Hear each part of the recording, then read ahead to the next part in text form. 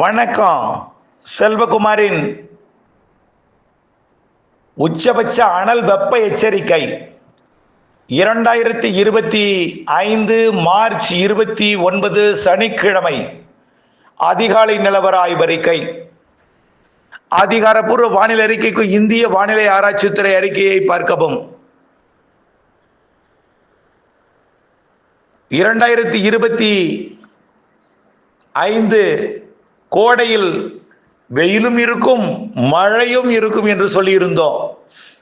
அதன் அடிப்படையில் உச்சபட்ச அனல் வெயில் இன்றைக்கு கொடுத்து பிறகு படிப்படியாக வெயிலின் அளவு குறைந்து மழை வரப்போகிறது என்ற மகிழ்ச்சியான தகவலை அறிவித்து இன்றைய வெப்பம் மட்டும் உச்சபட்சத்தை தொடும் என்கின்ற ஒரு எச்சரிக்கையும் முன் ஏற்பாட்டையும், அதாவது இன்றைய வெயிலை எப்படி சமாளிப்பது என்கின்ற யோசனையையும் இதில் சமர்ப்பிக்கிறேன்.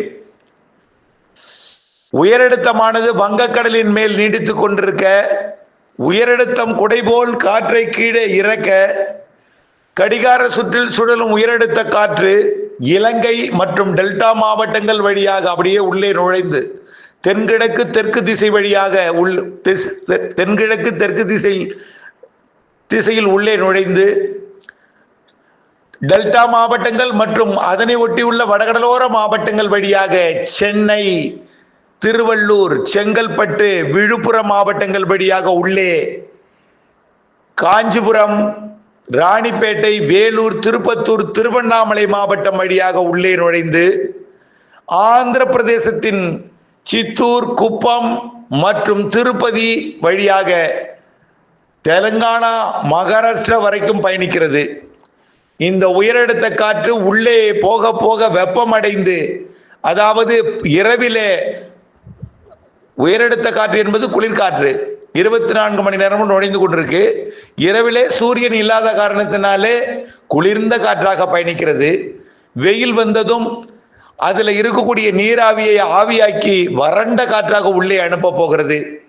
இந்த வறண்ட காற்று சென்னையில் இன்றைக்கு 40 டிகிரி செல்சியஸ், அதாவது 104 டிகிரி ஃபாரன்ஹீட் வெப்பம் இன்றைக்கு மதியம் 2:30 மணி 3 மணி அளவிலே பதிவாக சாதகம் ஏற்பட்டிருக்கிறது.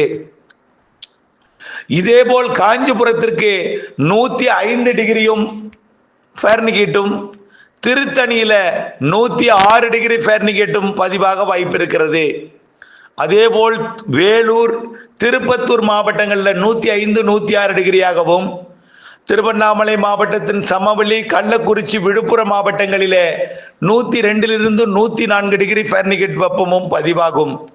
டெல்டா மாவட்டங்களில் குறைவான வெப்பமும், வடக்கே போக போக அதிக வெப்பமும் கொடுக்கும். அதே போல் தான் தென் மாவட்டங்கள்லையும் தூத்துக்குடியில் நுழையும் பொழுது அது இதமான வெப்பத்தையும், உள்ளே நுழைந்து பாளையங்கோட்டை போனதும் அங்கேயும் பாளையங்கோட்டையில 41 டிகிரி செல்சியஸ் வெப்பம் 105.8 106 டிகிரி ஃபாரன்ஹீட் வெப்பத்தை எட்டலாம். அதே போல மதுரையிலும் 104 டிகிரி ஃபாரன்ஹீட், அதாவது 40 டிகிரி செல்சியஸ் எட்டலாம். திருச்சியிலும் 40 டிகிரி செல்சியஸ் 104 டிகிரி ஃபாரன்ஹீட் எட்டுவதற்கு அதிக வாய்ப்பு இருக்கிறது. இப்படியே கரூர், ஈரோடு, சேலம், தர்மபுரி, நாமக்கல் மாவட்டத்திலையும் மேற்கு பகுதி, சேலம் மாவட்ட மேற்கு பகுதியும் இன்றைக்கு உச்சபட்ச வெயில் குறைந்தபட்சம் 100 டிகிரியிலிருந்து அதிகபட்சம் உள் மாவட்டங்கள்ல 106 டிகிரி ஃபாரன்ஹீட் வரை எட்டுவதற்கு வாய்ப்பு இருக்கிற காரணத்தினாலே காலை 11 மணியிலிருந்து மாலை 4:30 மணி வரை தயவு செய்து உங்களுடைய வெளியில, அதாவது குடை இல்லாமலோ திறந்த வெளியில் மரங்கள் இல்லாத பகுதிக்கோ சாலைகளிலோ பயணம் செய்ய வேண்டாம். குறிப்பாக வயதானவர்கள், நீர் சத்து குறையும் என்பதனால குழந்தைகளுக்கும் வயதானவர்களுக்கும் மயக்கம் ஏற்பட வாய்ப்பு இருக்கிற காரணத்தினால தயவு செய்து வயதானவர்கள் பயணிக்க வேண்டாம். வயதானவர்கள், குழந்தைகள் தவிர பிறருக்கு ஆரோக்கியமான உணவை உட்கொண்டு ஆரோக்கியமான, அதாவது பானங்கள், தண்ணீர் அதிகமுள்ள, நீர்ச்சத்து அதிகமுள்ள பானங்களை உட்கொண்டு நம்முடைய இந்த வெயிலை இன்றைக்கு ஒரு நாள் சமாளித்திட கேட்டுக்கொள்கிறேன். நாளை குறைந்துவிடும், நாளை 103 குறைந்துவிடும், அடுத்த நாள் 100 குறைந்துவிடும், அடுத்த நாள் 98 ஆகிவிடும், அடுத்தது மழையும் வந்துவிடும். இந்த நிலையில இன்றைக்கு உச்சபட்ச வெப்பம் தொட இருக்கிறது.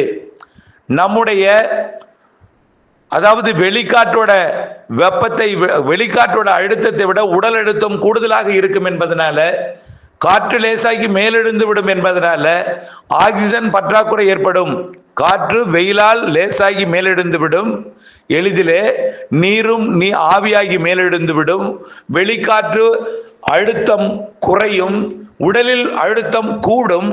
உள்ளே இருக்கக்கூடிய இரத்த அழுத்தம் கூடி இருக்கும் பொழுது, வெளியே அழுத்தம் குறைந்திருக்கும் பொழுது அதிகமான வியர்வை வெளியாகும். இதனால வியர்வை அதிகமாக வெளியாகும் பொழுது இரத்தத்தில் உள்ள நீர் குறையும். இதனால் இரத்த அணுக்கள் கொல்லப்படும்.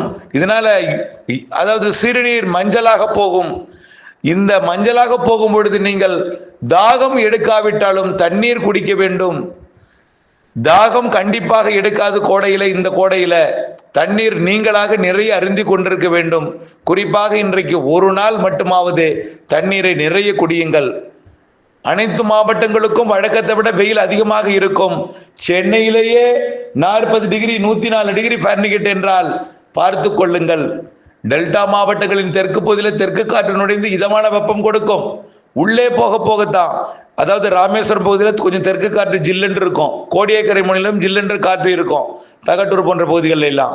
அதே போல அடுத்தது மச்சுலிப்பட்டினம் மற்றும் இந்த பீமாவரம் பகுதிகளில் இருக்கும். ஆனால் உள்ளே தெற்கு காற்று நுழையாத இடங்களிலே, அதாவது டெல்டாவில் நுழைவதுதான் சென்னைக்கு போகும் காற்று. அதனாலதான் வெப்பமடைந்த காற்றாக சென்னையில் போய் அனலை கொடுக்க இருக்கிறது என்பதை தெரியப்படுத்த விரும்புகிறேன். பாளையங்கோட்டை, கோவில்பட்டி, மதுரை, திருச்சி மாவட்டத்தின் தெற்கு பகுதி, திருச்சி மாநகரம், திருச்சி மாவட்டத்தின் வடக்கு சமவெளி பகுதிகள், ஈரோடு, கரூர், நாமக்கல், சேலம், தர்மபுரி, திருப்பத்தூர், வேலூர், ராணிப்பேட்டை, திருத்தணி மற்றும் காஞ்சிபுரம், விழுப்புரம், திருவண்ணாமலை, கள்ளக்குறிச்சி மற்றும் சென்னை, இதெல்லாம் அதிகபட்ச வெப்பநிலை இன்றைக்கு எட்டும் என்பதனால முன்னெச்சரிக்கை அவசியம். இன்றைக்கு ஒரு நாள் மட்டும். அடுத்தபடியாக 4:30 மணிக்கு மேல் உங்கள் பயணத்தை மேற்கொள்ளலாம். அதாவது எந்தவித ஒரு சிந்தனையும் கொள்ளாமல் குடை எடுத்து செல்லுங்கள் அவசியம் ஏற்படும் பொழுது. இன்றைக்கு ஒரு நாள் மட்டும் நீங்கள் இந்த முன்னெச்சரிக்கையுடன் இருந்தால் வரக்கூடிய நாட்கள் படிப்படியாக வெப்பம் தணிந்து மழையாக மாறப்போகிறது. காற்றழுத்த தாழ்வு பகுதி வரப்போகிறது. ஏப்ரல் 7, 8, 9 தேதிகளில் 2ஆம் தேதியிலிருந்து படிப்படியாக வானிலை மாறப்போகிறது என்பதை அறிவிக்கிறேன். தொடர்ந்து அப்டேட்ஸுடன் இணைந்திருந்து திட்டமிட்ட பணி செய்திருங்கள். நன்றி.